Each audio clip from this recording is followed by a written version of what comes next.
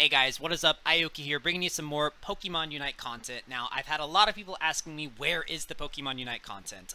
The truth is, I wanted to take a week or two off from pumping out the content to actually grind solo queue all the way up to Master Tier, and spoiler alert, we actually hit Master Tier today, completely solo.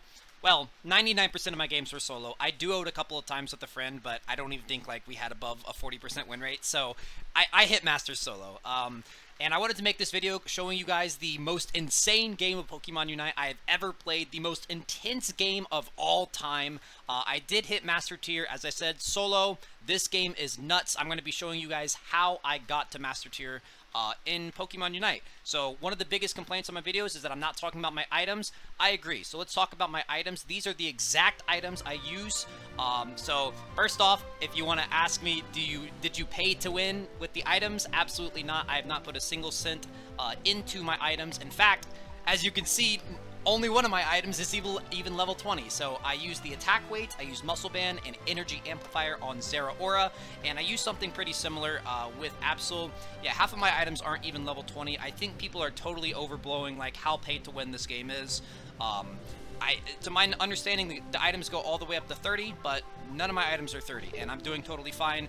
I would say items play a very, very small part in your performance as a player, and people are kind of using that as an excuse to not get better at the game. So without further ado, guys, I just wanted to talk about the items a little bit. Let's get into this game. Again, this is my game to get into Masters. If I won this, I'm in Masters. If not, I'm going to stay in Ultra Class 5. So let's get into it, guys. Alright, so first of all, when we get into Pokemon Select or Champ Select or whatever, we had 3 people that said that they wanted to play Jungle or Center Lane, and that's primarily the only role that I've been playing. I can play the other roles at a pretty moderate level, but mostly I've been 1v9ing on Zeraora and Absol, especially in these, once I get to these higher levels of games. So I was pretty freaked out going into this game because I'm like, oh man, we're going to get one of those games where 3 people go to a lane and refuse to leave it. It's going to be a mess. But thankfully, my other 2 teammates actually swapped off. So shout out to you guys. Shout out to you, team. So we're just going to be pathing here. Pretty standard clear. I'm trying to keep an eye on my teammates. I always do. One tip in the jungle, guys, is that whichever direction this dog, this first camp goes, that's the lane you're going to be ganking. So just think about that going into your clears, just because you're going to be either doing the dog, and then the bottom, and then the top, and then the top crab, and then the bottom crab, and then you're open to gank the bottom. So just whichever direction the dog goes, which I'm not actually sure if there's a way to manipulate that, but I just always kind of follow it wherever it goes, and then just know, looking ahead, that you're going to be ganking bot. So looking ahead to bot, I'm like, oh my god, my bot laner's already fighting. That's insane. There's no way they win that. Luckily, they don't end up dying somehow. I don't know how, because Lucario is so insanely strong early, and that looked pretty doomed. But I'm just clearing, once again, just keeping my head on a swivel. I highly recommend that you do this, as in move the camera while you're doing your camps. Taking camps doesn't take a lot of brain power, and this can give you a lot of information about the lane state. So I'm looking in here. Boom. Okay, it looks like I got a double flash. I'm not going to stick around and waste too much time. I'm leaving.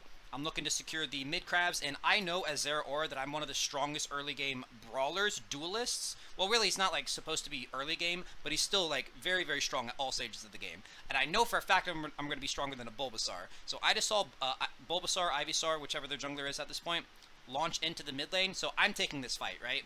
I'm auto-attacking even though I can't see them there, but I see that the Lucario, obviously since we're on their side of the lane, the Lucario is going to rotate first, so I'm dashing out.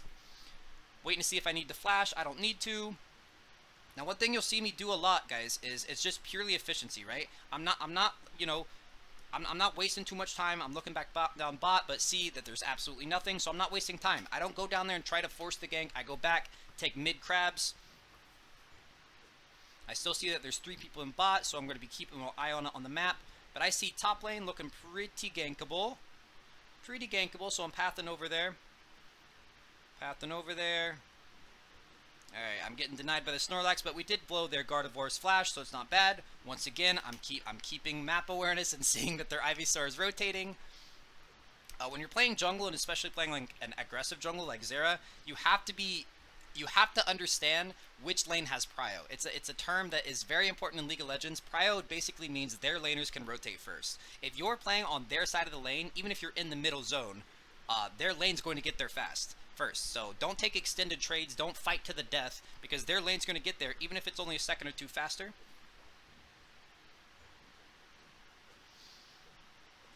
But yeah. So just while I'm doing these clears, I wanted to talk about stuff. The reason I took off a little bit of time from doing Pokemon Unite content is, as I said, I wanted to prove to you guys that I am, I'm worth listening to. I'm actually a top tier player in this game, and I wanted to prove that to you guys before I made any more content. So right there, I'm opening the chat message. I said I'm heading to the bottom path. Now this next team fight is like the craziest thing I've ever seen. I go for the slash there, not quite finding it, but I'm not in danger of dying. In fact, she's in danger of dying. I try to get off a score here, but unfortunately, Ivysaur stops me. Now, I've seen a ton of junglers like try to dive that Ivysaur, but look at our timers, guys. We've got 20 seconds before Dreadnought spawns, and I got a lot of stuff to get done, right? Instead of sitting there and trying to dive the Ivysaur, I instead opt to take the I'm not sure what that camp is called, the little pink monkey.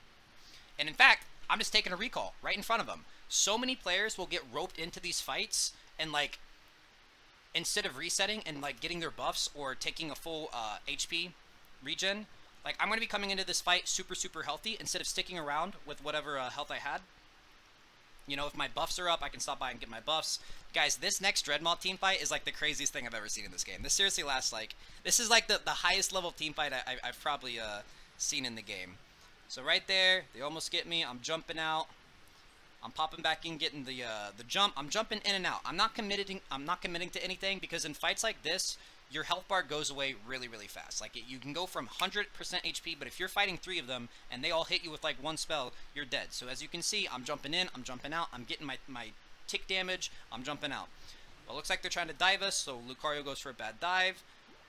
My teammate flashes and tries to get the berry. Somehow I still get it, but I'm super healthy. Boom, boom, boom. Once again, flashing out, guys, flashing out. Now, this I'm a little upset about. I remember in the moment being upset that this hits me. That doesn't look like it hits me, does it? So I think I'm safe. I literally start charging my recall. No. I want to show you guys something. Let me watch my face. Watch my face in the in the recording.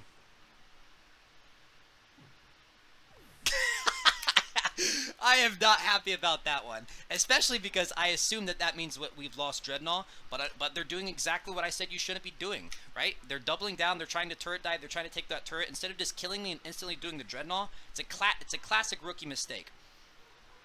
Death timers in this game are so low that you have to take, if you kill one person, you got to start that Dreadnought instantly.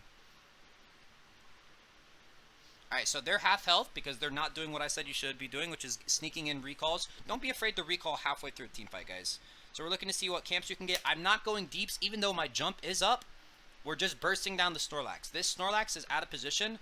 It's very tempting to try to jump on the Ivysaur, jump on the Wiggly, but they both have the ability to just like flash into their turret, and then I'm out of position. So we're just chunking down the Snorlax. He went in too deep. Nice. I'm letting Jiggly's Sing run out. But now that it's gone, I'm jumping in, getting the kill. I'm keeping an eye on the fight. Okay, here's where it gets a little suspect because Ivysaur evolves, and when Ivysaur evolves, or when Venusaur evolves to Ivysaur, she instantly gets her ulti. So that's a huge power spike. I'm jumping out of the fray, and I'm taking a reset. It's not worth sticking around and trying to, I can't contribute anything with that little bit of HP. So like I said earlier, just want to keep re-emphasizing. Don't be afraid to take resets like mid-team fight. You can get back on the map so fast, especially once the cannons are spawned. So we're getting camp. So I'm seeing that this fight is going a little bit deeps. Okay, Snorlax flashed out. It's going deep. I'm trying. You can't really communicate with your team, but by not diving, I feel like by diving you're kind of like encouraging them to go deeper and deeper. But I'm going in when I've got my abilities up. I'm just gonna flash out of that so I don't get sung. And it's looking pretty doomed. I'm at 1 HP, but I narrowly jump and avoid the Ivysaur laser. I think about taking a reset here, but instead I just take, you know what, there's no one else that needs the berries, so I'm keeping the berries so I can keep within proximity of the Dreadmaw. I'm not diving on him, even though it's very tempting to. I see they finally started the Dreadmaw, so I'm letting their frontliners, which are Wigglytuff and Snorlax, use their CC. Look at that. I baited out their both of them, the Sing and the Snorlax knockup. There's the Lucario ult as well. Pick up a kill in the back line. Eldegoss barely keeps me alive. I see Dreadnaught's like 20%. Unfortunately, I don't have my flash or my jump to get out of that one. But look at this, guys. This Dreadnought fight is still going on. How long is this going to go on? And this will happen more and more at the high ranks, where there are these like very intricate, like long-winded team fights, because no team wants to throw the chance of the other team getting a Dreadmaul. Dreadmaul means more and more the higher rank you go. Alright, so it's down to 50%, and the good news is that now I'm level 10. Zera takes forever to get his ultimate. He doesn't get it until level 10, but now I've got it, and I'm pretty good at securing objectives, including Zapdos and Dreadnought with my ulti. So I'm waiting until it gets to like half health. There it is. I'm jumping back in. Use the ulti to 1, give me the shield and the survivability because I see Snorlax is about to hit me, and 2, last hit the Dreadmaul, boys. That is a 1v4 Dreadmaul steal, baby. Alright, I think about going back deeps for the Wigglytuff, but I cut my ties with the fight here. You know, after you get Dreadmaul, a lot of teams like to do what I've been talking about a lot, where they dive the turret. Instead, I'm looking for pure efficiency here, right, guys? I'm taking the camps. I just got 6 camps, and I'm not done yet. I'm not done yet. You know, maybe the dive works. Maybe we get the tier 1 turret. You know, it doesn't matter. It really doesn't matter. And to be honest, in a lot of games, the tier 1 turret still being up is actually an advantage for you. Let me say that again.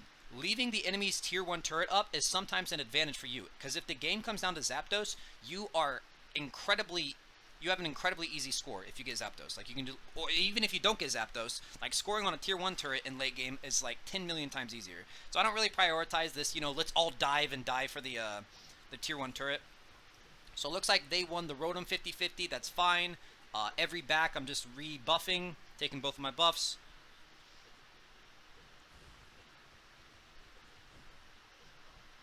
I'm watching it on the map. I see Snorlax is getting a score bot, which means that they're missing a very key pivotal part of their team, which is their front line. So now I'm saying, okay, it's time to go, it's time to go.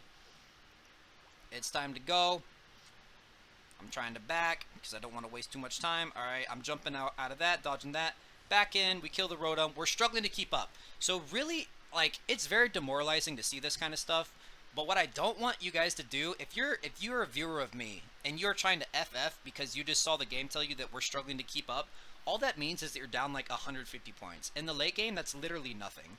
Like, all that should be telling you is that you do or you don't need to fight Zapdos. If you're struggling, you need to fight Zapdos. If you're ahead, you need to defend Zapdos. It's very binary, it's very simple, but a lot of people seem to think that when it says we're struggling to keep up, that means let's give up.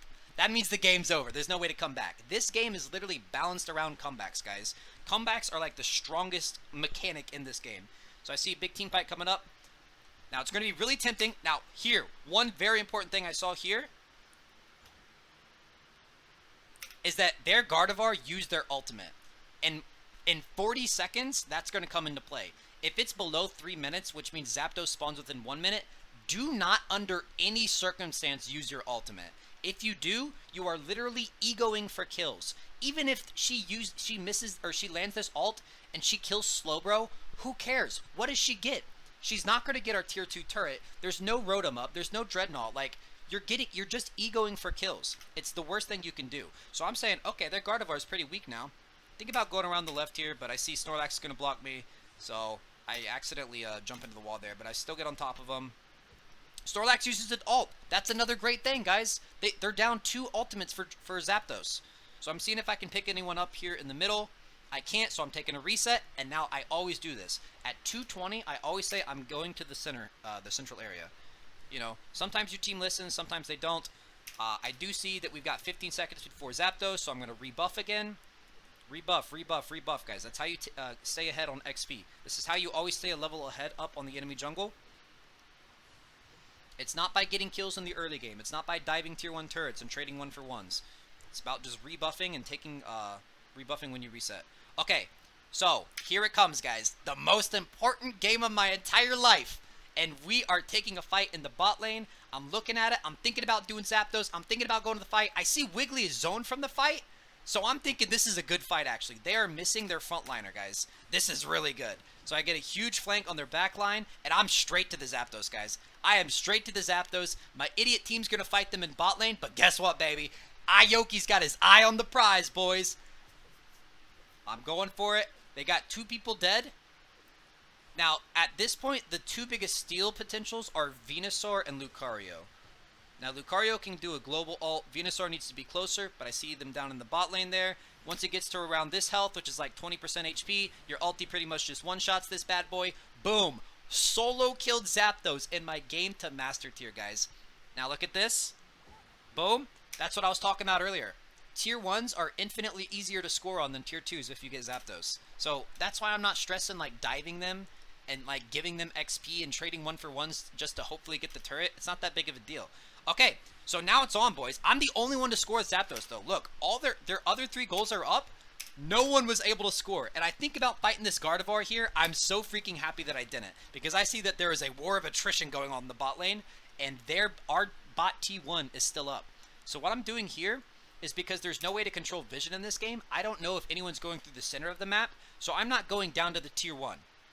I'm hovering somewhere between our top T1 or our top Tier 2 and our bot Tier 1. But I can't commit to either one. I can't commit too hard to either one. So I'm just chilling. I'm wasting time. I'm rebuffing, trying to hit level 15, giving myself a red buff. Now I see that the fight's going on in bot lane, so I'm going down there. Look how close the Snorlax is to scoring. Oh my god. Snorlax almost got 100 points here. God bless this Venusaur for stopping him. God bless. Look how close, guys. He's about to cap. Literally within like half a second. And he stops him. Thank God. I get in there. Now, once again, we've lost some vision of their other teammates. So, I just hope my teammate can control this. And I'm going to start leaving it. I'm going to start leaving the fight. Because the one thing we don't want to actually... Okay. No, yeah, I do. I do leave. Because, look, the one thing we didn't want to see is someone go up top and score. But luckily, once again, I got Master Tier teammates. So, they understand the game. They know not to let that score happen. Boom. Look at the score of this game, guys. Look how insane this game was. 209 to 136. And look, I'm so excited, bro. My heart was pumping. For the last 3 minutes of this game, my heart was freaking pumping. And even though, like, we got Zapdos, I still wasn't sure we won because it was such a close-scored game, man. So, I wanted to share this video with you guys, show you guys some high-level gameplay, and share with you guys my achievement. I'm going to be going back to making Pokemon Unite content, so let me know down in the comments who you guys want to see me play in high elo next. I just wanted to take some time to prove to you guys and prove to myself that I am indeed the greatest alive, and I'm also a freaking nature top-tier player in this game. Hope you guys are looking forward to the content, and let me know what you guys thought about this video if you want to see more breakdowns and commentaries like this. This is an insane game. Absolutely insane game. Shout out to my teammates, and yeah, hope you guys enjoyed it. Peace.